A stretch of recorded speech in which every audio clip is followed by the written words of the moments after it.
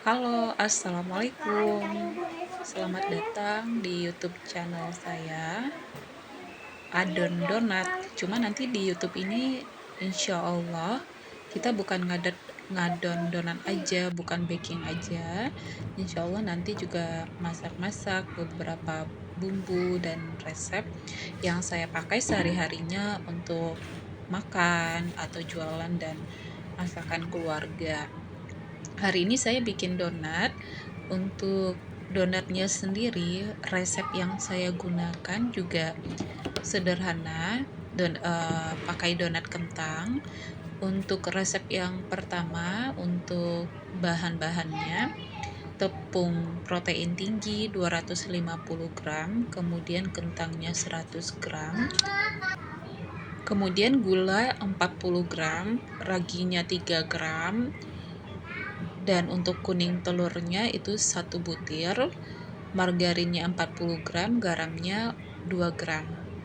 Di sini untuk metode mixingnya kita pakainya all in, jadi nggak dipisah-pisah. Biasanya kan ada yang bikin donat diaduk dulu untuk bahan A seperti tepung, gula, kemudian ragi dan kentang di mixing terlebih dahulu, baru belakangan garam dan margarin. Kalau ini saya pakai metode cepat, jadi mixingnya metode all in. Ini untuk adonan sudah saya mixing, kemudian saya timbang lebih kurang itu 32-35 gram. Setelah semuanya selesai dipotong dan ditimbang, untuk adonan itu jangan lupa harus segera di rounding. Untuk rounding sebenarnya caranya mudah, itu hanya cukup dilatih saja. Karena kalau misalkan nggak dilatih, nanti untuk hasil roundingnya juga kurang bagus, bahkan nanti juga agak lama ya, karena kalau untuk adonan donat itu nggak bisa di rounding lama, kita harus ngejar waktu dengan ragi. Jadi kalau untuk rounding itu tinggal diputar di tangan, kemudian dipastikan jangan lupa untuk di bawah dohnya itu ditutup. Itu tinggal dicubit aja, tapi kalau misalkan pengennya lebih bagus, jangan lupa tekan juga seperti di video gitu.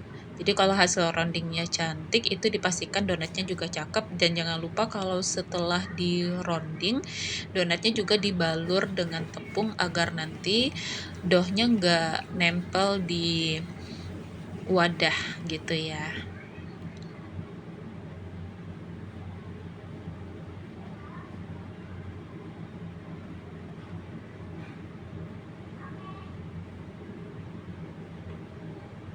Setelah di rounding, itu donatnya diistirahatkan atau di resting lebih kurang 15 menit. Setelah di resting itu jangan lupa ditaburkan tepung lagi karena donatnya bakalan dicetak. Kalau untuk mencetak donat saya pakainya pakai cetakan langsung. Jadi hasilnya juga bagus. Kemudian setelah dicetak, donatnya juga dilubangi, baru nanti resting kedua.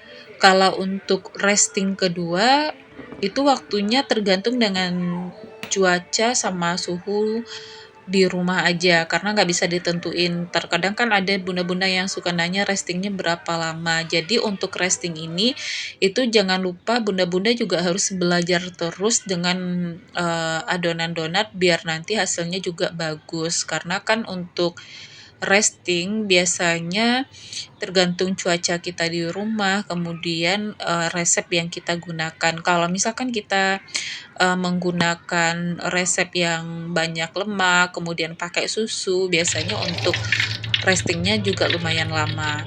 Kemudian ini juga jangan lupa untuk menggoreng menggoreng donat, minyaknya itu harus panas, jangan sampai kurang dari 160 derajat dan juga jangan sampai lebih.